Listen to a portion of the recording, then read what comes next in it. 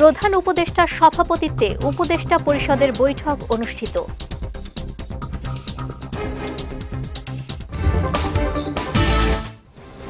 বাংলাদেশিদের জন্য যুক্তরাষ্ট্রের ভিসা বন্ড আরোপ দুঃখজনক, বললেন পররাষ্ট্র উপদেষ্টা। এবং বর্তমান প্রশাসন দিয়েই সুষ্ঠু নির্বাচন সম্ভব, বিচ্যুতি দেখা গেলে ব্যবস্থা, জানালেন মন্ত্রিপরিষদ সচিব।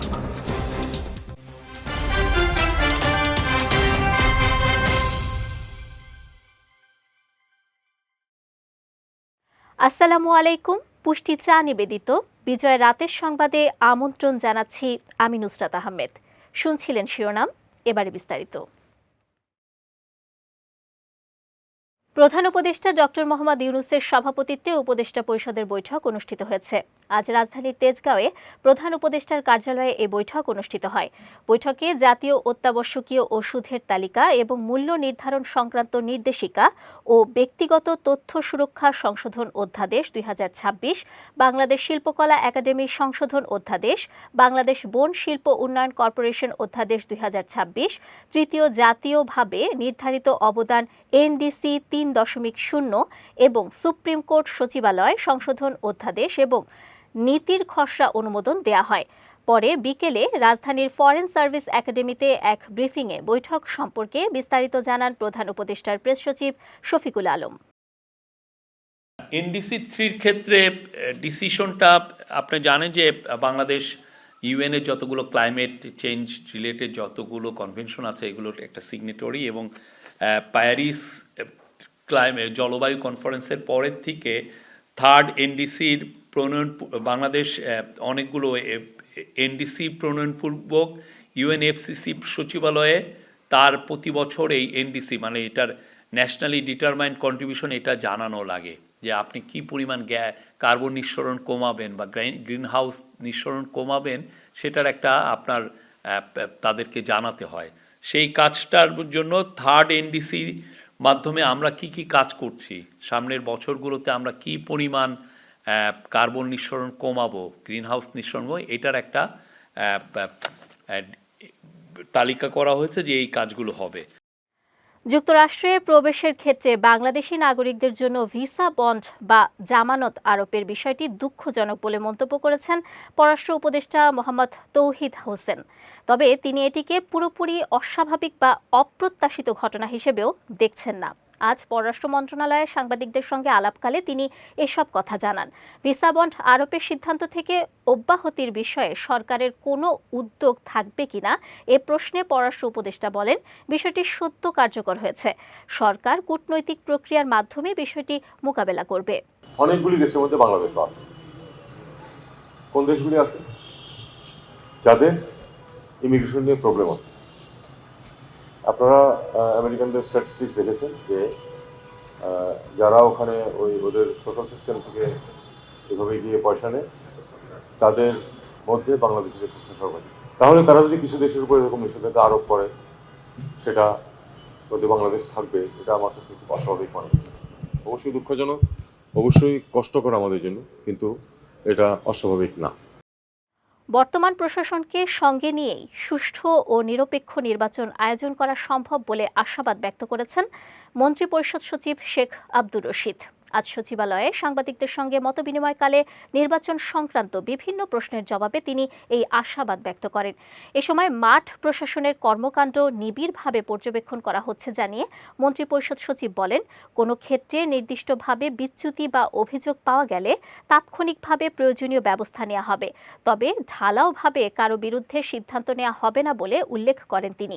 নির্বাচনের আগে প্রশাসনে বড় ধরনের রদবদলের সম্ভাবনা নাকচ করে দিয়ে শেখ আব্দুর রশিদ জানান, আপাতত এ ধরনের কোনো পরিকল্পনা নেই, তবে নির্বাচন কমিশন যদি প্রয়োজন মনে করে তবে তারা যে কোনো ব্যবস্থা নিতে পারে। অভিজ্ঞতা তো সকলে নিয়ে আসে না, অভিজ্ঞতা তো তৈরি হয়, অভিজ্ঞতার অবস্থায় পড়লে অভিজ্ঞতা তৈরি হয়, এবং তারা যদি সঠিক পথে চলতে পারবেন, যদি এটা আমরা নিশ্চিত করতে পারি, এবং তাদের যদি মনোভাব সঠিক থাকে তাহলে তারা সফল হবেন, 100% সফল হবেন ইনশাআল্লাহ।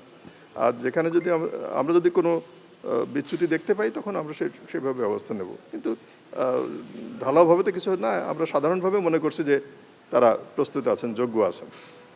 যদি কোনো স্পেসিফিক ইনস্ট্যান্স পাওয়া যায় যে না কোথাও ম্যাটেরিয়ালি কোনো সমস্যা হচ্ছে, আমরা অবশ্যই তাৎক্ষণিকভাবে সেটা বিবেচনা করবো ইনশাআল্লাহ। আগের মতো এবার কোনো পাতানো নির্বাচন হবে না বলে জানিয়েছেন প্রধান নির্বাচন কমিশনার এএমএম নাসিরউদ্দিন। সকালে আগারগাঁওয়ে ইসি সচিবালয় প্রাঙ্গণে মনোনয়ন বাতিল ও গ্রহণের বিরুদ্ধে আপিল আবেদনের বুথ পরিদর্শন শেষে তিনি একথা জানান। সিইসি বলেন, যারা আবেদন করছেন আইনি ভিত্তিতে তার সমাধান করা হবে। নির্বাচন কমিশন ইনসাফে বিশ্বাসী উল্লেখ করে তিনি বলেন, সবাই ন্যায় বিচার পাবে। এদিকে সকাল থেকেই দেশের বিভিন্ন প্রান্ত থেকে আপিল করতে ইসিতে আসেন আবেদনকারীরা, যার কার্যক্রম শেষ হবে কাল। পরে 10 থেকে 18 জানুয়ারি পর্যন্ত চলবে আপিল শুনানি। বিএনপির ভারপ্রাপ্ত চেয়ারম্যান তারেক রহমানের উত্তরাঞ্চল সফর নির্বাচনী আচরণবিধি ভঙ্গ করবে না বলে জানিয়েছেন বিএনপির স্থায়ী কমিটির সদস্য সালাউদ্দিন আহমেদ। দুপুরে গুলশান দলের চেয়ারপারসন কার্যালয়ের সামনে সাংবাদিকদের সঙ্গে আলাপকালে তিনি একথা জানান। এ সময় বিএনপির সিনিয়র এই নেতা বলেন, বিএনপি অভ্যুত্থানে শহীদদের ধারণ করে তারেক রহমান জুলাই শহীদদের কবর জিয়ারত করবেন। শহীদদের কবর জিয়ারত করা জাতির প্রত্যাশা, এতে নির্বাচনী আচরণ বিধি ভঙ্গ করবে না। 2024-এর ছাত্র গণ অভ্যুত্থানের শহীদদের যথাযথভাবে শ্রদ্ধা নিবেদন করা, এটা আমাদের দায়িত্ব, জাতীয় দায়িত্ব। আমাদের নেতা বিএনপির ভারপ্রাপ্ত চেয়ারম্যান অনেক আগেই সেটা করতে চেয়েছিলেন, কিন্তু বিভিন্ন কারণে আমাদের এখনও সেই যাত্রাটা সম্ভব হয়ে ওঠেনি। এই শহীদদের প্রতি বিনম্র শ্রদ্ধা নিবেদন করা এবং তাদের কবরে জিয়ারত করা, এটা জাতির প্রত্যাশা। গণ অভ্যুত্থানের শহীদদের আমরা ধারণ করি এবং আমাদের সেই যাত্রাকে ঊর্ধ্বে তুলে ধরতে হবে। তার জন্যেই তার যাওয়া। এখানে নির্বাচন আচরণবিধির কোনো বিষয় নেই। এই দৃষ্টিকোণ থেকে আমরা দেখি এবং সবাইকে অনুরোধ করব যেন 2024-এর ছাত্র গণ অভ্যুত্থানের মর্যাদাকে আমরা প্রশ্নবিদ্ধ না করি। আমরা শহীদদের আত্মত্যাগকে যেন আরও মহিমান্বিত করি। ঢাকা মহানগর উত্তর স্বেচ্ছাসেবক দলের সাবেক সাধারণ সম্পাদক মুসাব্বিরকে গুলি করে হত্যার ঘটনায় মামলা দায়ের করেছে তার পরিবার। মামলায় অজ্ঞাত পরিচয়ের ব্যক্তিদের কথা উল্লেখ করা হয়েছে। বুধবার রাত 8:45টার দিকে রাজধানীর তেজগাঁওয়ের কাজী নজরুল ইসলাম এভিনিউয়ে তেজতুরি বাজারে স্টার কাবাব রেস্টুরেন্টের পাশের গলিতে দুর্বৃত্তের গুলিতে নিহত হন মুসাব্বির। ঢাকা মেডিকেল কলেজ হাসপাতালে তার মরদেহ ময়নাতদন্ত সম্পূর্ণ হয়েছে। পরে আজ বাদ জোহর নয়াপল্টনে দলীয় কার্যালয়ের সামনে তার জানাজা সম্পন্ন হয়। এদিকে মুসাব্বির হত্যাকাণ্ডের ঘটনায় আসামিদের শনাক্তে সিসিটিভি ফুটেজ সংগ্রহ করে যাচাই বাছাই করছে পুলিশ। এটা একটা বিচ্ছিন্ন ঘটনা হিসেবে আমরা দেখছি। তারপরও এই ঘটনার পিছনে অন্য কোনো কারণ জড়িত আছে কিনা বা কারা জড়িত তাদেরকে আইনের আওতায় নিয়ে আসার জন্য আমরা কাজ করছি। আমরা ঘটনাস্থলে সিসিটিভি ফুটেজ সংগ্রহ করেছি, সেটা বিশ্লেষণ করেছি এবং ঘটনায় যারা জড়িত সম্ভাব্য তাদেরকে সিসিটিভি ফুটেজ বিশ্লেষণ এবং গোয়েন্দা তথ্যের ভিত্তিতে শনাক্ত করার জন্য চেষ্টা চালিয়ে যাচ্ছে। দেশ জুড়ে চলমান টেক জায়ান্ট ওয়ালটনের ডিজিটাল ক্যাম্পেইন সিজন 23 এর আওতায় ওয়ালটন প্লাজা ও পরিবেশক শোরুম থেকে পণ্য কিনে ক্রেতারা পাচ্ছেন refrigerator, AC, TV, washing machine, oven সহ বিভিন্ন ধরনের পণ্য ফ্রি এবং নিশ্চিত উপহার। এরই ধারাবাহিকতায় ক্যাম্পেইনের চলতি সিজনে ঢাকা, রংপুর, সিলেট, যশোর, কুষ্টিয়া ও মাগুরা জেলায় ওয়ালটন পণ্য কিনে উপহার পাওয়া 9 ক্রেতার হাতে এসব পণ্য তুলে দেন জনপ্রিয় চিত্রনায়ক এবং ওয়ালটনের senior executive director Amin Khan. একাধিক ভেন্যুতে অনুষ্ঠিত এসব অনুষ্ঠানে ওয়ালটনের chief marketing officer Zoheb Ahmed সহ ওয়ালটন প্লাজা এবং ডিস্ট্রিবিউটর সেলস নেটওয়ার্কের কর্মকর্তারা উপস্থিত ছিলেন। এবার পুষ্টি চিনিগুড়া চাল নিবেদিত জেলা সংবাদ।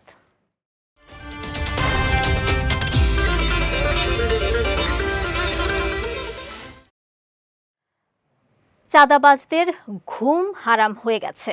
তারা কোনো উপায় না পেয়ে এখন ভোটারদের ভয়ভীতি দেখানো শুরু করেছে।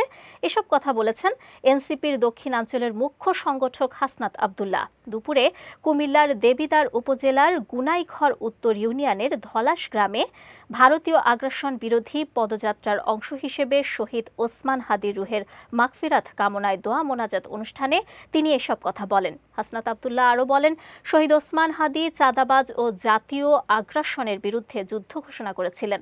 তার রেখে যাওয়া কাজ বাস্তবায়ন করতেই মাঠে নেমেছে এনসিপি। এ সময় হাদি হত্যার বিচার এ দেশের মাটিতেই হবে বলেও জানান তিনি। রংপুরে প্রাথমিক শিক্ষক নিয়োগ পরীক্ষার প্রশ্ন ফাঁসের সঙ্গে জড়িত চক্রের 2 সদস্যকে গ্রেফতার করেছে জেলা গোয়েন্দা পুলিশ। এ সময় তাদের কাছ থেকে বিভিন্ন ইলেকট্রনিক ডিভাইস জব্দ করা হয়। আজ এক সংবাদ সম্মেলনে বিষয়টি নিশ্চিত করেন রংপুর মেট্রোপলিটন পুলিশের উপপুলিশ কমিশনার সনাতন চক্রবর্তী। তিনি জানান, আগামীকাল অনুষ্ঠিতব্য প্রাথমিক শিক্ষক নিয়োগ পরীক্ষার প্রশ্ন ফাঁসের প্রস্তুতির সময় পুলিশ লাইন্স মোড় এলাকায় অভিযান চালিয়ে তাদের গ্রেফতার করা হয়। প্রাথমিক জিজ্ঞাসাবাদে গ্রেফতারকৃতরা চক্রের সক্রিয় সদস্য বলে স্বীকার করেছে উল্লেখ করে এ চক্রের অন্য সদস্যদের শনাক্ত ও গ্রেফতারে পুলিশের অভিযান অব্যাহত রয়েছে বলেও জানান তিনি। যে আগামীকালকে যে পরীক্ষাটা হতে যাচ্ছে, এই পরীক্ষাকে কেন্দ্র করেই তারা এখানে সমবেত হয়েছিল এবং তাদের উদ্দেশ্য ছিল যে একটা পার্টি তাদের কাছে আসার কথা ছিল, তাদের সাথে একটা আর্থিক লেনদেনের মাধ্যমে এই ডিভাইসগুলো তাদেরকে দিয়ে দিত এবং পরবর্তীতে আগামীকালকে পরীক্ষার সময় এই মেকানিজমটা তারা করে এই পরীক্ষাটাকে ম্যানিপুলেট করতো। তা আমরা যে 2 জনকে অ্যারেস্ট করেছি, 2 জনের বাড়ি এই শহরে না, তাদের বাড়ি 2 জনের বাড়ি মিঠাপুকুরে এবং এই উদ্দেশ্য নিয়েই তারা এসেছিল এবং আমরা তাদেরকে জিজ্ঞাসাবাদ অব্যাহত রেখেছি এবং তাদের কাছ থেকে আমরা গুরুত্বপূর্ণ সূত্র পাচ্ছি। তা আমরা এটা নিশ্চিত হয়েছি যে এই ধরনের চক্রের সাথে আসলে 1-2 জন জড়িত না, এর সাথে বেশ কয়েকজন জড়িত থাকে এবং পুরো যে চক্রটা আছে এই চক্রটাকে আমরা শনাক্ত করার চেষ্টা করছি। সুন্দরবনে 2 পর্যটক সহ রিসোর্ট মালিক অপহরণের ঘটনায় বনদস্যু বাহিনীর প্রধান মাসুম মৃধা ও তার সহযোগীকে আটক করেছে কোস্টগার্ড। বৃহস্পতিবার কোস্টগার্ডের মিডিয়া কর্মকর্তা লেফটেন্যান্ট কমান্ডার সিয়ামুল হক এ তথ্য নিশ্চিত করেন। তিনি জানান, গতকাল খুলনার তেরোখাদা থানার ধানখালী সংলগ্ন এলাকা থেকে তাদের আটক করা হয়। পরে মাসুম মৃধার দেয়া তথ্য অনুযায়ী সুন্দরবনের গাজী ফিশারিজ সংলগ্ন এলাকায় তল্লাশি চালিয়ে 3টি দেশীয় 1 শুটার পাইপ গান, 8 রাউন্ড কার্তুজ, 4 রাউন্ড ফাঁকা কার্তুজ, একটি চাইনিজ কুড়াল সহ বিভিন্ন দেশীয় অস্ত্র ও মালামাল জব্দ করে কোস্টগার্ড। জব্দকৃত আলামত সহ আটককৃতদের বিরুদ্ধে পরবর্তী আইনানুগ ব্যবস্থা গ্রহণের কথাও জানিয়েছেন কোস্টগার্ডের এ কর্মকর্তা। এর আগে গত 2 জানুয়ারি সুন্দরবনের কানুর খাল সংলগ্ন এলাকা থেকে 2 পর্যটক সহ রিসোর্ট মালিককে জিম্মি করে মুক্তিপণ দাবি করে ডাকাত মাসুম বাহিনী। পরে টানা 48 ঘণ্টার অভিযানে জিম্মিকৃত পর্যটক ও রিসোর্ট মালিককে উদ্ধার করে যৌথ বাহিনী। ডাকাত দলের প্রধান এবং মূল হোতা আমরা মাসুম মৃধাকে আমরা গ্রেফতার করি। এই সময় মাসুম মৃধার দেওয়া তথ্যের ভিত্তিতে আমরা সুন্দরবনের ডাংমারি খালে গাজী ফিশ যে হ্যাচারি আছে সেই সংলগ্ন এলাকা হতে আমরা মাটি করে 3টি পাইপ গান, 4 রাউন্ড ব্ল্যাঙ্ক কার্তুজ এবং 8 রাউন্ড লাইভ কার্তুজ, আমরা এছাড়া একটা চাইনিজ কুড়াল, 2টা দেশীয় কুড়াল এবং জিম্মিদের থেকে যে সকল মালামাল তারা আটক করে রেখেছিল তার মধ্যে মোবাইল ফোন রয়েছে এবং ঘড়ি রয়েছে, সেগুলো আমরা উদ্ধার করি। যাচ্ছি পুষ্টি ড্রিঙ্কিং ওয়াটার নিবেদিত খেলা সংবাদে।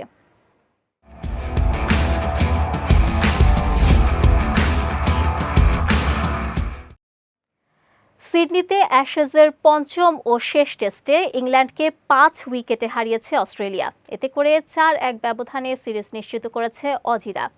8 উইকেটে 302 রানে চতুর্থ দিন শেষ করা ইংল্যান্ড বৃহস্পতিবার মাত্র 40 রান যোগ করে 342 রানে অল আউট হয়। 160 রানের লক্ষ্য ছুঁতে গিয়ে আগ্রাসী শুরুর পর নিয়মিত বিরতিতে উইকেট হারায় অস্ট্রেলিয়া। তবে 5 উইকেট হারালেও ওভার প্রতি 5-এর বেশি রান তুলে দ্বিতীয় সেশনে জিতে যায় স্বাগতিকরা। এদিকে সিডনি টেস্টে অস্ট্রেলিয়ার প্রথম ইনিংসে 163 রানের ইনিংস খেলে ম্যাচ সেরার পদক নেন ট্রাভিস হেড।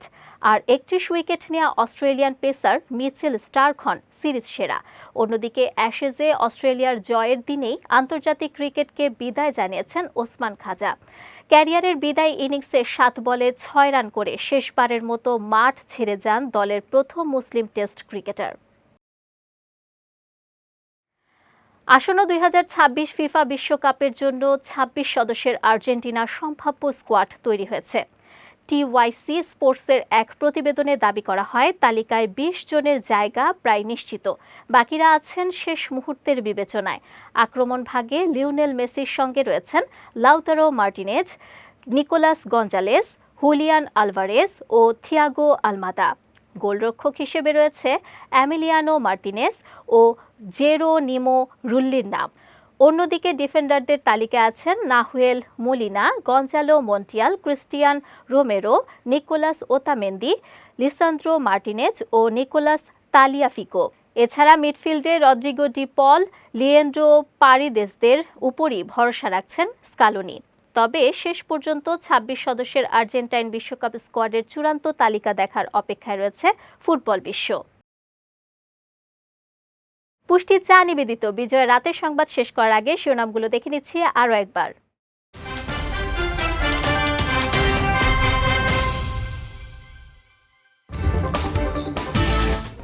প্রধান উপদেষ্টার সভাপতিত্বে উপদেষ্টা পরিষদের বৈঠক অনুষ্ঠিত।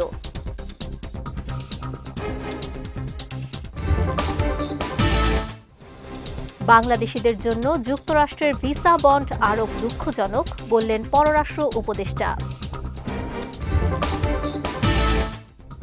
এবং বর্তমান প্রশাসন দিয়েই সুষ্ঠু নির্বাচন সম্ভব, বিচ্যুতি দেখা গেলে ব্যবস্থা, জানালেন মন্ত্রিপরিষদ সচিব।